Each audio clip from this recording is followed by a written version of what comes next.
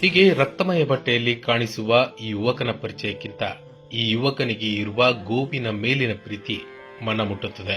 ಚಿರತೆ ದಾಳಿಗೆ ತುತ್ತಾದ ಮುದಿ ಹಸುವಿನ ಜೀವವನ್ನ ಕಾಪಾಡಿದ ಮಾತೃ ಹೃದಯಿ ಈ ಯುವಕ.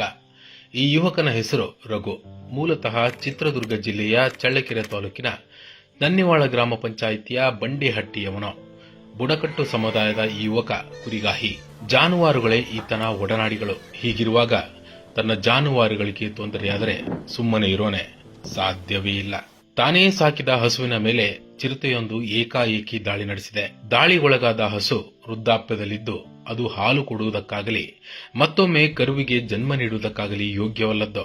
ಇಷ್ಟಾದರೂ ಚಿರತೆ ತಾನು ಸಾಕಿದ್ದ ಹಸುವಿನ ಕುತ್ತಿಗೆಗೆ ಬಾಯಿ ಹಾಕಿದಾಗ ಈ ಜಾನುವಾರು ಪಾಲಕ ಚಿರತೆ ಜೊತೆ ಸೆಣಸಾಡಿ ತನ್ನ ಪ್ರಾಣವನ್ನು ಲೆಕ್ಕಿಸದೆ ಮುದಿ ಹಸುವಿನ ಜೀವವನ್ನ ಕಾಪಾಡಿಕೊಂಡಿದ್ದಾನೆ. ಇದಲ್ಲವೇ ಮಾತೃ ಹೃದಯ.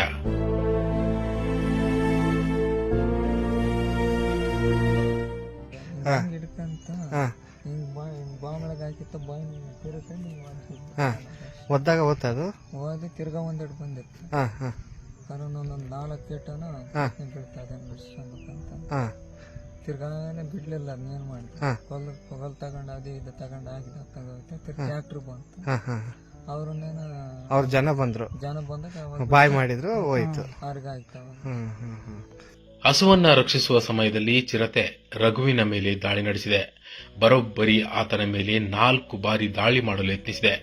ಇಷ್ಟಾದರೂ ಆತ ಗಾಬರಿಗೊಳ್ಳದೆ ತನ್ನ ಹಸುವನ್ನ ರಕ್ಷಿಸಿಕೊಳ್ಳುವಲ್ಲಿ ಯಶಸ್ವಿಯಾಗಿದ್ದಾನೆ. ಈ ಗ್ರಾಮದಲ್ಲಿ ಚಿರತೆಯ ದಾಳಿ ಇದೇ ಮೊದಲೇನಲ್ಲ. ಈ ಹಿಂದೆಯೂ ಹಲವು ಬಾರಿ ಸಾಕು ನಾಯಿಗಳನ್ನ ಇದೇ ಚಿರತೆ ಹೊತ್ತೊಯ್ದಿದೆ. ಇದನ್ನ ಗ್ರಾಮಸ್ಥರು ಕೂಡ ಕಣ್ಣಾರೆ ಕಂಡಿದ್ದಾರೆ. ಈ ಕುರಿತು ಗ್ರಾಮಸ್ಥರು ಅರಣ್ಯ ಇಲಾಖೆಯ ಅಧಿಕಾರಿಗಳಿಗೆ ಕರೆ ಮಾಡಿದರೆ ಸಾಕ್ಷಿ ಕೇಳುತ್ತಿದ್ದಾರಂತೆ. ಇನ್ನಾದರೂ ಈ ಗ್ರಾಮಸ್ಥರು ಚಿರತೆ ಪ್ರಾಣಿಯನ್ನು ಅಥವಾ ಮನುಷ್ಯನನ್ನು ಬೇಟೆಯಾಡಿ ತಿನ್ನುವಾಗ ವಿಡಿಯೋ ಮಾಡಿ ಅರಣ್ಯ ಇಲಾಖೆಯ ಅಧಿಕಾರಿಗಳಿಗೆ ಕಳುಹಿಸಿದರೆ ಒಳಿತೇನೋ.